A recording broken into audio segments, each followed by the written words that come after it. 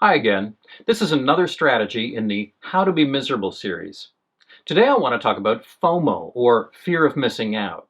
This is the sense that what you're doing right now isn't as great as what you could have been doing if you'd chosen better, if more options were available to you, or if you'd been invited. And because it's all about absence, about what you're not getting, cultivating FOMO is a perfect way of bringing up a sense of personal poverty or deprivation. Now, in other posts, I've discussed the idea that we can place our minds in three different places depending on time. We can focus on the past, which is over and can't be changed no matter how much you'd like to. You have no real power over it. Our only power comes from how we deal with the fact of what's happened or how we interpret the meaning of what's happened. Or we can focus on the future, which is actually imaginary. You don't know what's going to happen, and if you're like most people, you've caused yourself a lot of pain by imagining futures that never came true. We have to spend some time thinking about the future, otherwise we'd never plan a career, save up a down payment for a home, make plans for Saturday, or buy groceries. But we can waste our lives focused on that imaginary world and suffer 1,000 imaginary deaths if we overdo it.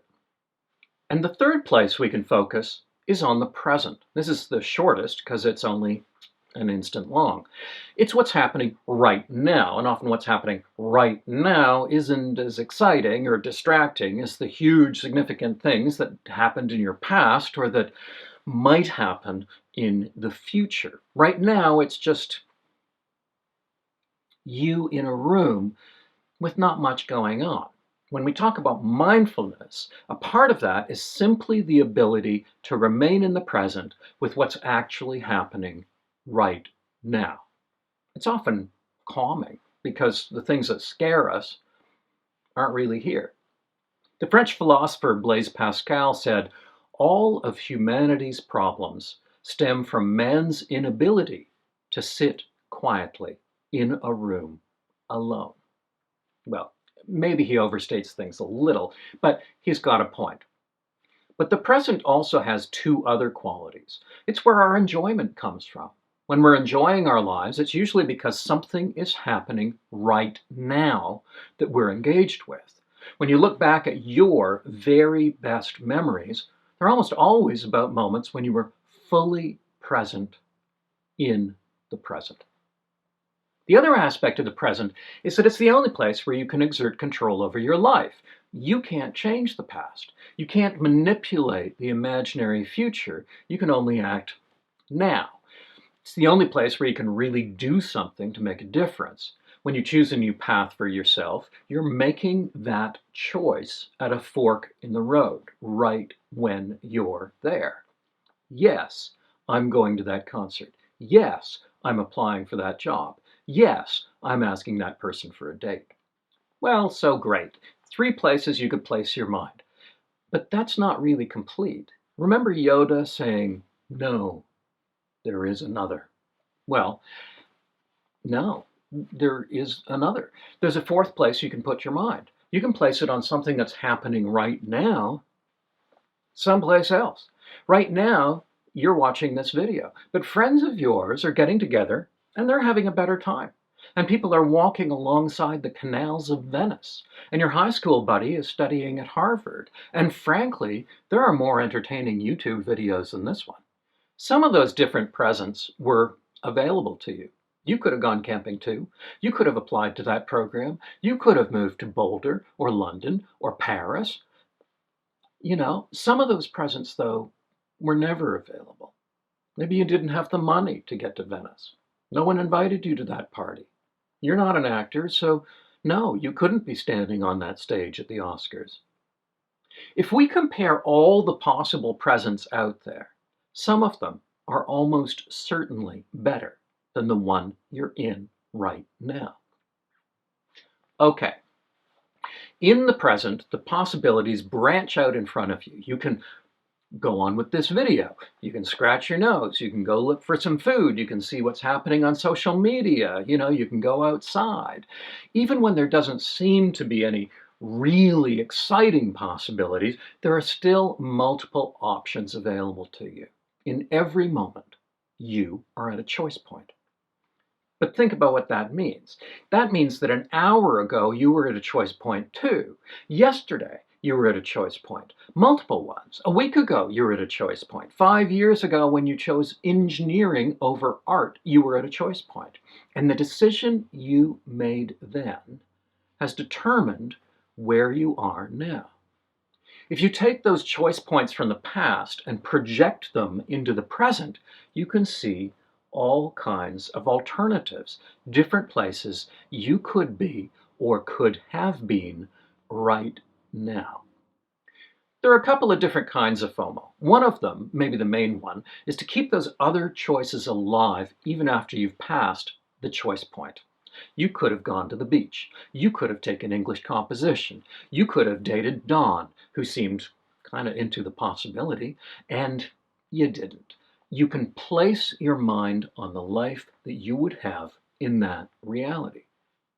Our emotions come in large part from the life we present to ourselves. When somebody's afraid of flying, often they're creating a mental movie of the plane crashing in flames or falling apart in midair around them.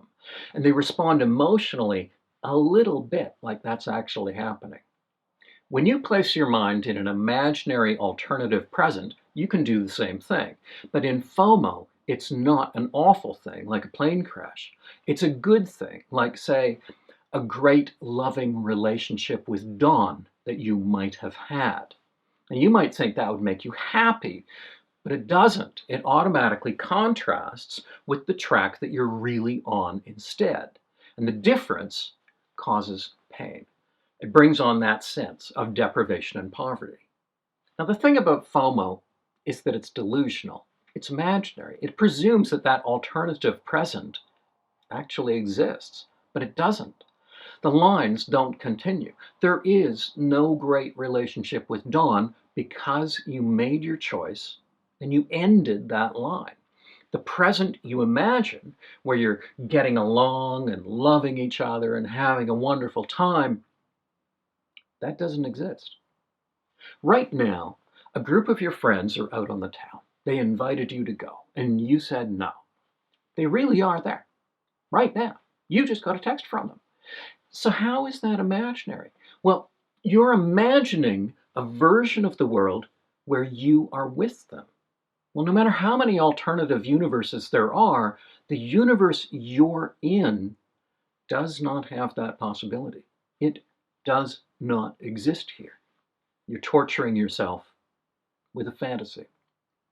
So one of the great ways to be miserable is to focus your attention on the alternative presence you might have had right now in this moment, the alternatives that might have been.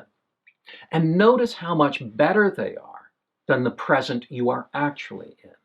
Now ignore the fact that you don't really know. Maybe you would have been hit by a bus on the way to the concert. In that present, you're not having a great time, you're dead. Now maybe Dawn would have turned out to be a nightmare to be with. Ignore that. Focus on how great it could have been. And then take it a step further.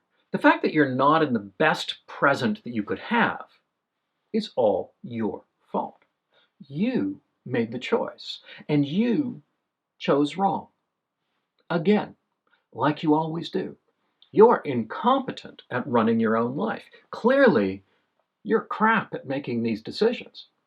And any future decisions you make, they'll probably be wrong too. So don't make any. Every time you decide, you're killing off other alternatives. And because you're so pathetic at this, you're probably killing off the very best one. Paralyze yourself with that. Stay on the couch, unable to move, unable to decide, afraid that you'll make the wrong choice. The problem is, there's one choice that's guaranteed to be a bad one, and that's staying on the couch, unable to decide. Misery isn't just possible, it's certain. What if misery isn't your goal? Well, recognize that FOMO is the opposite of appreciation. Appreciation doesn't mean that you've compared every possible alternative and concluded that this is the best conceivable one. It means that you're able to return from the past, from the future, and from the imaginary alternative presence to the one that really exists, the actual present. And as imperfect as it is, and will probably always be, appreciation is the ability to find the elements that are positive, notice them, and experience them without distraction, without disqualifying them. And the strange thing is, the more you can do that, the more you know what you appreciate. And that makes you a better decision maker. So that you may never become flawless, able to pick out the best of all options every single time, but you'll make more satisfying choices overall. Appreciation is the act of placing your mind deliberately onto reality. It's a practice, a muscle. And like most muscles, it gets stronger by exercising it.